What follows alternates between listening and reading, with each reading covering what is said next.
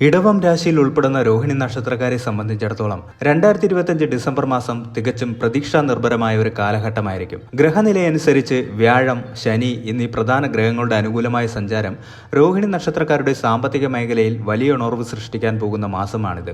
സാമ്പത്തിക അച്ചടക്കത്തോടു കൂടിയുള്ള നീക്കങ്ങൾ വലിയ നേട്ടങ്ങളിലേക്ക് നയിക്കുന്ന ഈ കാലഘട്ടത്തെക്കുറിച്ചുള്ള വിശദമായ വിശകലനം വിവിധ മേഖലകളെ അടിസ്ഥാനമാക്കി നോക്കാം. 2025 അവസാനിക്കുമ്പോൾ രോഹിണി നക്ഷത്രക്കാരുടെ ധനസ്ഥാനത്തിനും ലാഭസ്ഥാനത്തിനും അനുകൂലമായ ഗ്രഹസ്വാധീനം ഉള്ളതിനാൽ പണമൊഴുക്ക് വർദ്ധിക്കുന്നതാണ്. തടസ്സപ്പെട്ട് കിടന്നിരുന്ന ധനം കൈവശം വന്നു ചേരും.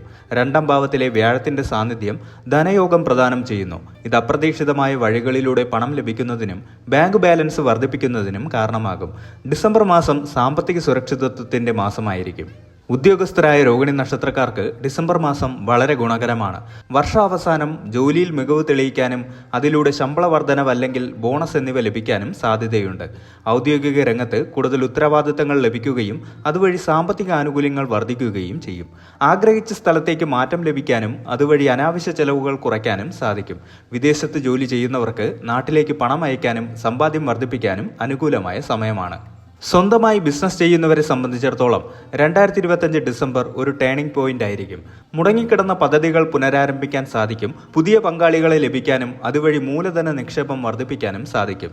ബിസിനസ് വിപുലീകരിക്കുന്നതിനായി ലോണുകൾക്ക് അപേക്ഷിച്ചിട്ടുണ്ടെങ്കിൽ അത് വേഗത്തിൽ അനുവദിച്ചു കിട്ടും.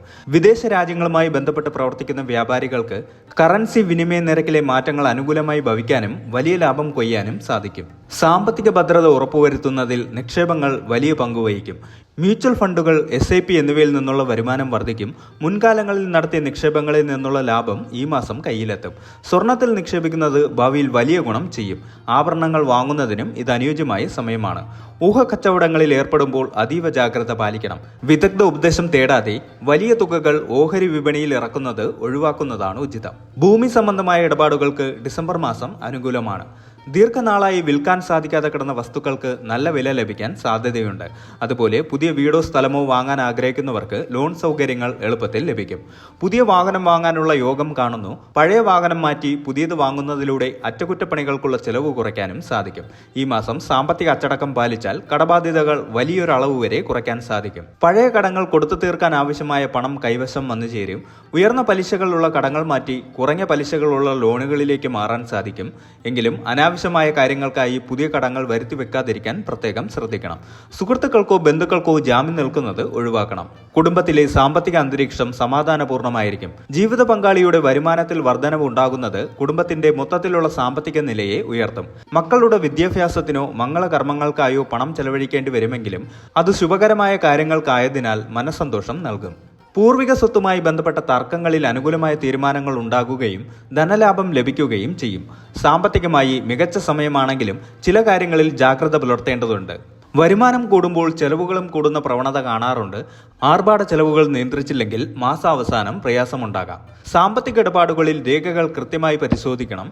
അടുത്ത സുഹൃത്തുക്കളെ പോലും കണ്ണടച്ച് വിശ്വസിച്ച് പണം കൈമാറരുത്. ചെറിയ രീതിയിലുള്ള ആരോഗ്യ പ്രശ്നങ്ങൾ കാരണം ചികിത്സാ ചെലവുകൾ ഉണ്ടായേക്കാം. ഇതിനായി ഒരു ചെറിയ തുക കരുതുന്നത് നല്ലതാണ്. ചുരുക്കത്തിൽ 2025 ഡിസംബർ മാസം രോഹിണി നക്ഷത്രക്കാർക്ക് സാമ്പത്തികമായി സുവർണ കാലഘട്ടം എന്ന് വിശേഷിപ്പിക്കാവുന്നതാണ്.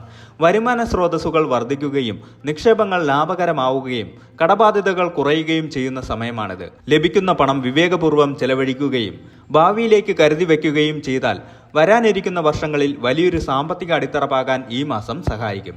സാമ്പത്തിക അഭിവൃദ്ധി നിലനിർത്താൻ വെള്ളിയാഴ്ചകളിൽ മഹാലക്ഷ്മി ക്ഷേത്ര ദർശനം നടത്തുന്നതും വ്യാഴാഴ്ചകളിൽ വിഷ്ണു ക്ഷേത്രത്തിൽ നെയ്വിളക്ക് കത്തിക്കുന്നതും ഉത്തമമാണ്.